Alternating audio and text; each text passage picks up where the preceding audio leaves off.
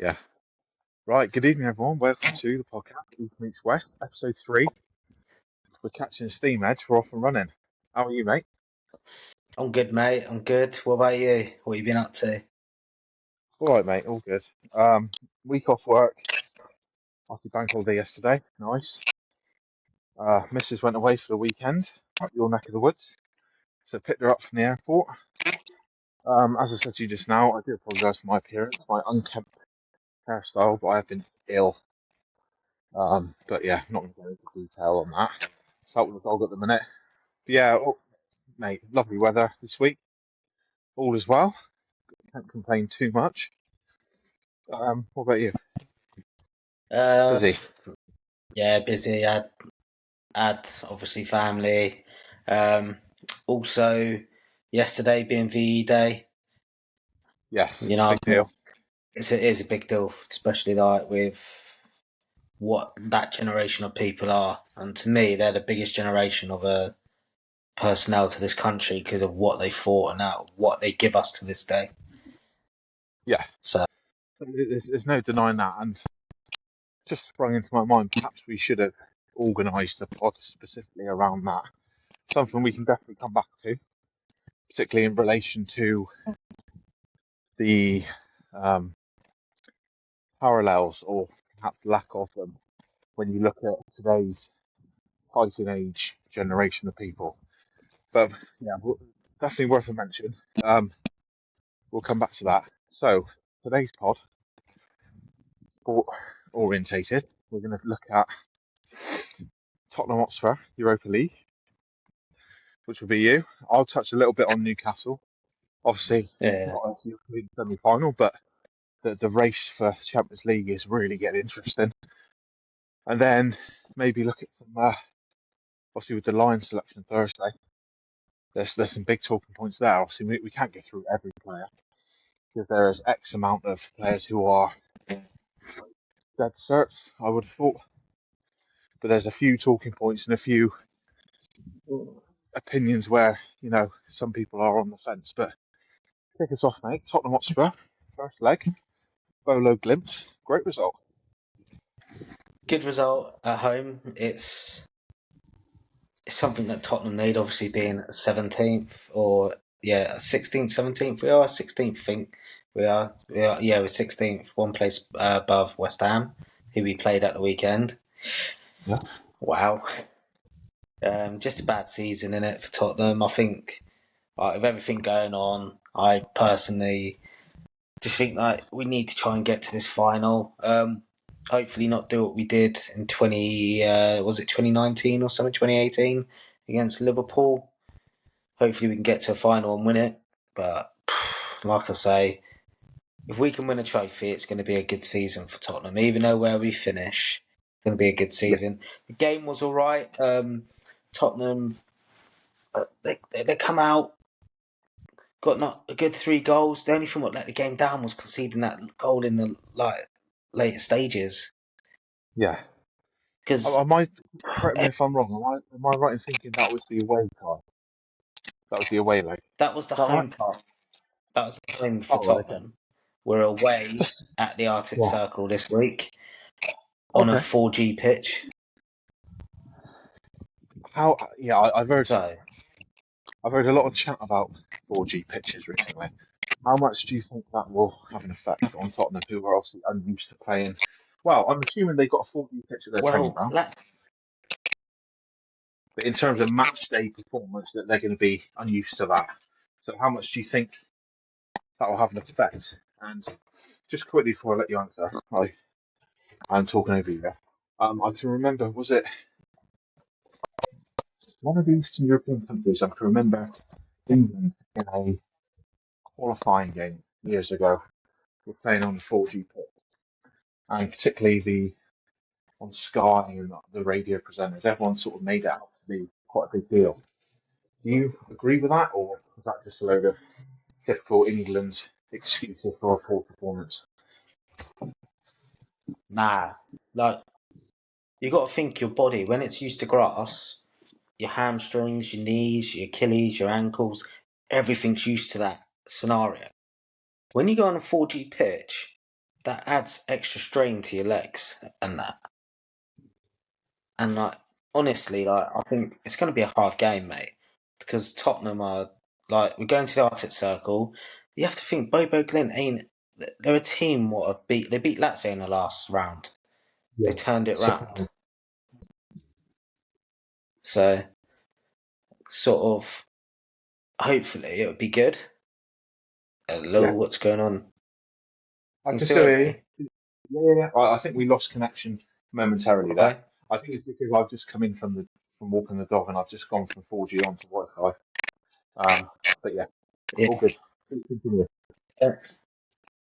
Yeah. So literally, mate, it's like you got to think about like the different levels. Like you look at rugby players and that what they're saying about 4G pitches, the burns and all that. When you look at football, it's totally different. Football is like the little pirouettes. It's about the ball. When the ball hits the deck, when you pass it on grass, it slows down. You're potentially going to hit past the ball now on a 4G pitch. It's going to go away. I understand it's not excuses because they get paid thousands upon thousands. Well played to them because they've hit that right by being good at their sport. But yeah, there's going to be a lot of change. It's going to be an exciting one, but hopefully Tottenham can get through it. That's my opinion. And hopefully get to Bilbao, uh, and then give Ange what I hate to say it. Give Ange something to leave with because we all know that he's going to go. It's not his fault. The team just haven't been up to scratch. I know a lot of Tottenham fans may, if they watch this, and go, "What the fuck do you know?" But at the end of the day, it's how I feel. Is I think with Tottenham, we gave him and this is how to a lot of managers, you give a manager a task, right? Or you give him like, yeah, let's build this, let's build that. Let them build it to at least 3 years in. If it's failing, you get rid. Look at Thiago Motta at Juventus this year. Juventus spent all that money buying players in. They sacked him in the same year. Yeah. What So, success doesn't come straight away. It comes over time. well, unfortunately, that is the sort of modern day pandemic of football, isn't it? Everyone wants that immediate success. But just two quick points. Firstly, with the Anfield pitch, I think what you're saying there in terms of if you're going to hit the ball across the deck, that sort of that daisy cutter sort of pass, it isn't going to slow down, like you say, with the grass. It's going to skid off the surface. Yeah. Do you think that sort of quick tempo is going to suit Tottenham with the way Ange plays? Not this, no, because we don't play it all the time. Maybe if there was a few Premiership teams that had 4G pitches, but they don't. Everything's grass. Yeah, And fair enough. You think Bobo Glint, they've not done well on away games. They've only ever won at home because they know how that pitch is. They utilise that advantage. And second point, if Tottenham do progress to the final, which I've got every confidence they will, and if they do overturn what's looking like Manchester United and win the Europa League, obviously it's a route into Champions League for next season, which is going to allow them to attract higher caliber of players. Because when's the last time Tottenham were in the Champions League? It's been a while, hasn't it? A few years. That's it, I Yeah. think. So, well, I know, not I say a while. It's been what 3, 4 years, maybe Probably, 5. yeah. Maybe. So, with the current Tottenham setup being able to attract that, I'm not saying that they're going to attract the level or caliber of player that say Arsenal or Liverpool will, being getting the Champions League through merit, but they're going to be able to attract higher players than they can currently. Do you think that Tottenham should close the door on Ange Postecoglou or give him another half a season? Because he will have a better squad next season than he has now if they win the Europa League. Is it fair to give him another crack at the whip, or is it just time? What do you think? I personally think give it time because if you look at the youngsters we got, like Bergville, um, Very inclusive. Archie Gray, he's not. I don't think he's been played right. He's a centre midfielder and he's been played right back and centre back. but maybe give him a shot in the centre mid. I'd say I don't know. I just don't think Tottenham players have stood up, mate, this year. Like some of them just haven't stood up. The only one I can really say what's actually been there quite a bit is Kiloveski. Yeah. Yeah, he's done it. But DJ Spence has been good this year for us when he's had to come in for Phil. What position do you think he is? Because he's a bit of a utility hybrid player, but at his heart, what position do you think he should be playing? He Spence. Hmm. If Pedro Porro wants to leave, like I've read or heard, then replace Pedro Porro as DJ Spence. Yeah. It's the cheaper option instead of going out trying to get another player. Maybe just go out. Hang on a minute. He knows the routine, knows the system. But again, like a lot of people said, is I'm not going to blame Ange Postecoglou for this because at the end of the day, he set up stuff. It's the players will go out, and the players have Absolutely. backed him and said they've turned around and said like, oh, we like Ange, we still got faith in him and all that. So to me, the bad performance doesn't come from the manager; it's come from the players. Same Yeah. as like And anything. Like next year, if we get Europe.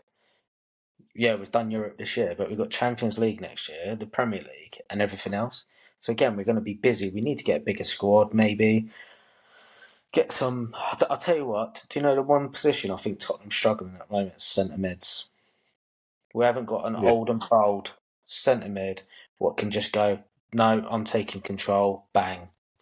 I know Bentaker. someone with real experience. Because I agree with you. Bergveld is, I think, will be one of the top midfielders in the league in the next. Because I didn't realise how young he was. I thought he was 22, 23. He's only 19, isn't he? Yeah, he's 18, 19, yeah. 18, That's 19. So you think when he hits mid 20s, he's going to be a force.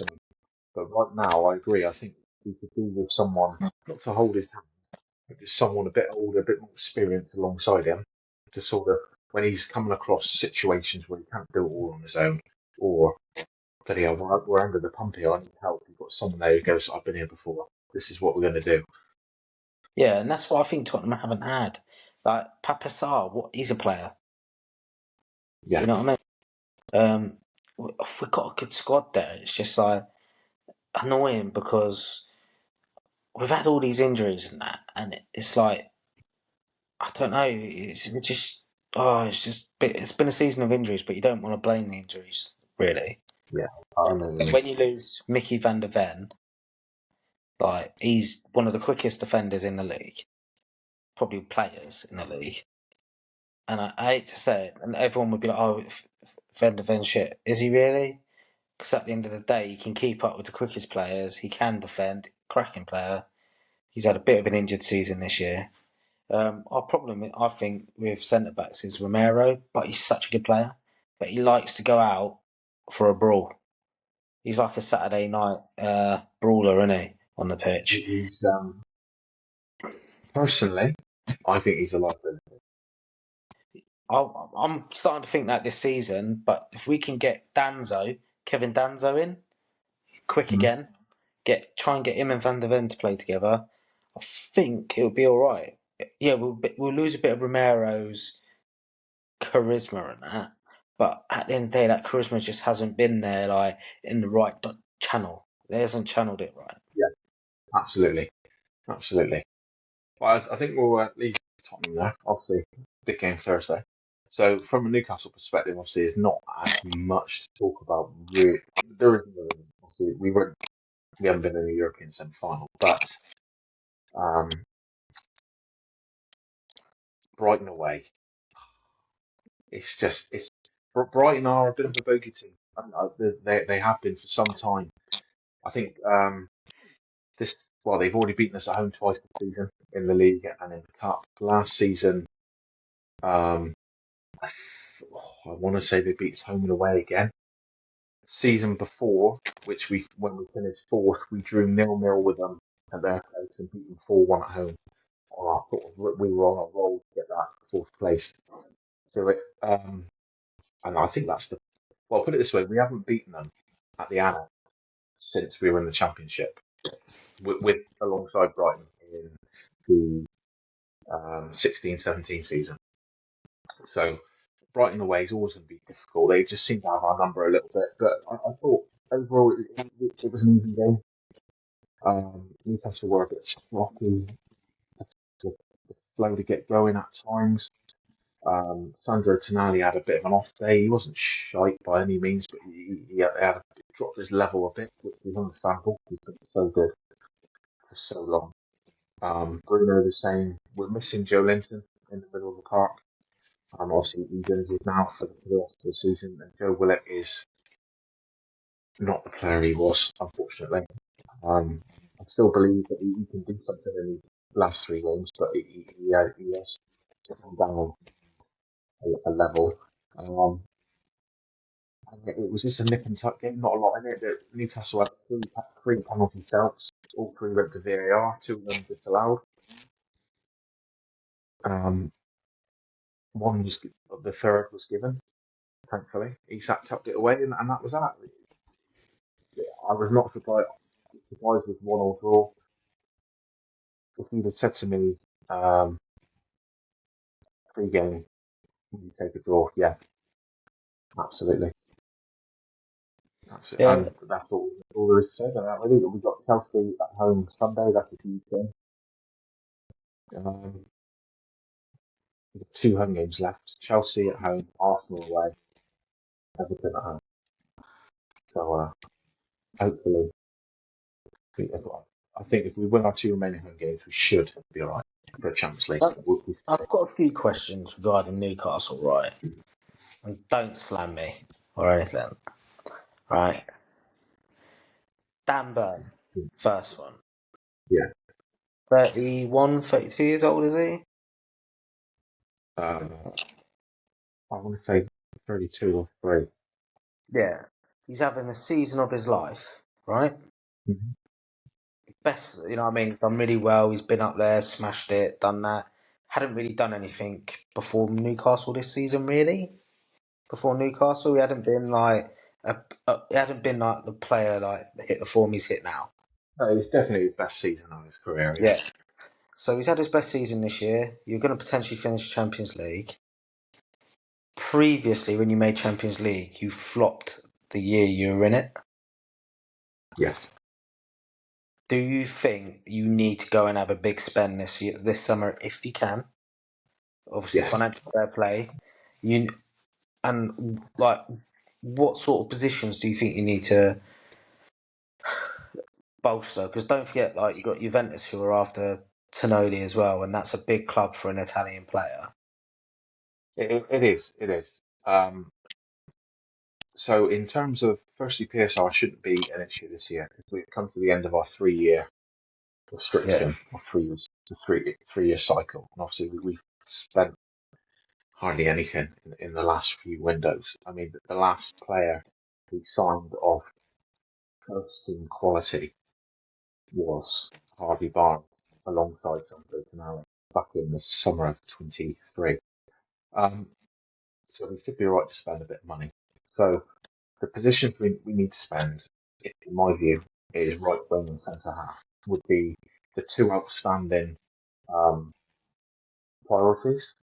You could argue striker would be another one because Callum Wilson, I believe his contract is up in the summer. I can't see that being renewed due to his age and injury record, which is a shame, but you can't hang your hat on the guy anymore, fitness wise, unfortunately. And you need someone who can challenge Isak and push him, but also someone who can deputise effectively when he does inevitably pick up an injury. But centre back and right wing. Now, obviously, Mark Gahey we were in for last summer. Palace sort of around a little bit with the price. Gahey, I believe, come the summer will have 12 months left of his contract. So Crystal Palace will be coming to the point of do we take the money and run? Because if they hold on to him in the summer, January rolls round, 6 months left on his deal, they have to sell him unless they can convince him to sign on again. If he says, no, I want to stay on my contract, they have to sell him in January. Clubs are going to think, oh, he's only got 6 months left on his deal, here's half price. And then in the summer, next summer now, summer 26, he's gone on free. So I think we should be in a fairly advantageous position to sign him. Um, Other options, Quansah at Liverpool. There's talk of him going to Newcastle. There's also talk of Hoyson, the Spanish lad at Bournemouth.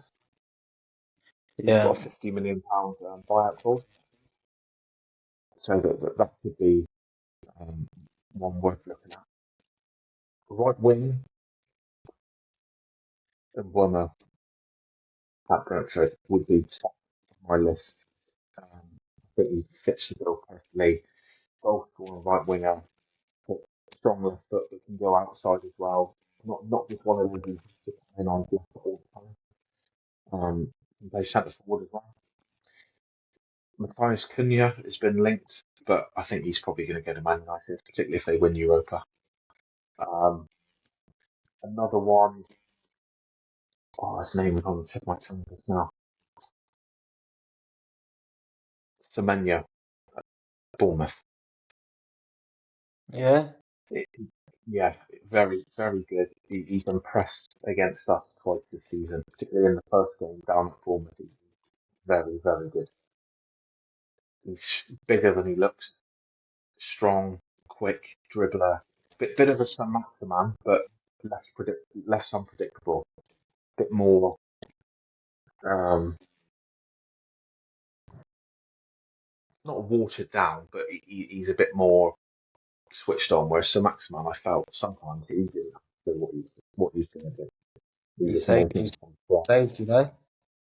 Oh, absolutely, and he'll always have a place in the Geordie folklore for that, because particularly under Steve Bruce, the whole game plan was defend for your lives, give the ball to Maxi, and that was it. That was the attacking game plan. Just give it to Sir Maximan and see what you can do.